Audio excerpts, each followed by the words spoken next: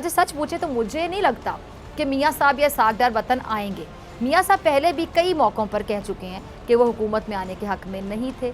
मियाँ साहब और इसहाकडार मौजूदा नाकामियों का बोझ अपने कंधों पर नहीं उठाना चाहेंगे। जी तो मौजूदा हुकूमत अपने मकासद की जानिब कह लें कि बड़ी तेज़ी से पेशकदमी कर रही है। रजीम चेंज ऑपरेशन जिसमें सबसे आम करप्शन और चोरी के मुकदमात का खात्मा था, उस पर बड़ी तेज़ी के साथ कार्रवाइयाँ हो रही हैं और इसहाकडार साहब को रिलीफ मिलता देखकर उनके समधी नवाज शरीफ साहब भी तेज़ी से अपने खिलाफ केसेस ख़त्म करवा रहे हैं। नवाज शरीफ साहब ने जो एहतसाब अदालत लाहौर में प्लॉट अलॉटमेंट केस में इश्तिहारी करार देने के खिलाफ दरख्वास्त दायर कर दी है और दरख्वास्त में मौक़िफ़ है कि जी तरमीमी एक्ट के तहत नैब को 50 करोड़ से कम मालियत के केस में कार्रवाई का इख्तियार नहीं है, जबकि मेरे खिलाफ दायर रेफरेंस में 13 करोड़ की करप्शन का इल्ज़ाम आयद किया गया है और दरख्वास्त में अदालत से इस्तदा की गई है कि जी तरमीमी एक्ट के तहत अदालत नवाज शरीफ के खिलाफ कार्रवाई ख़त्म करे और जो अदालत है वो दरख्वास्त गुजार के ज़ब्त सासे बहाल करने और रेफरेंस से बरी करने का हुक्म दे।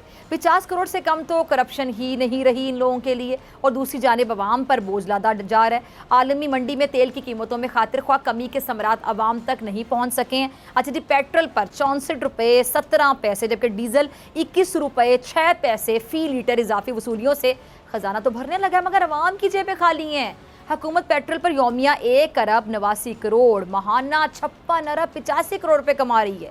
अब इस वक्त पेट्रोल की जो कीमत खरीद है 172 रुपये 81 पैसे फी लीटर, जो आवाम को 237 रुपये 43 पैसे में मिल रहा है। 72 रुकनी काबीना के अखराजात पूरे करने के लिए अवाम का खून निचोड़ा जा रहा है। लंदन और अमेरिका के शाहाना दौरों के लिए अवाम की जेब काटी जा रही है। अवाम पर मसाइल और मुश्किलात के पहाड़ तोड़कर ये लोग अपनी ज़िंदगियाँ आसान कर रहे हैं और नाज़रीन मुल्क में अपनी हुकूमत के होते हुए और नैब को बेख्तियार करने के बावजूद भी मियाँ नवाज शरीफ उनके समधी के बारे में यकीन से नहीं कहा जा सकता कि वो वतन आ रहे हैं और कब आ रहे हैं, खासकर ऐसी सूरत हाल में जब इमरान खान फैसला कुन तहरीक शुरू करने का ऐलान कर चुके हैं। इसहाकडार की वतन वापसी से मुतालिक आज लंदन में नवाज शरीफ मुशावरत के बाद फैसला करेंगे।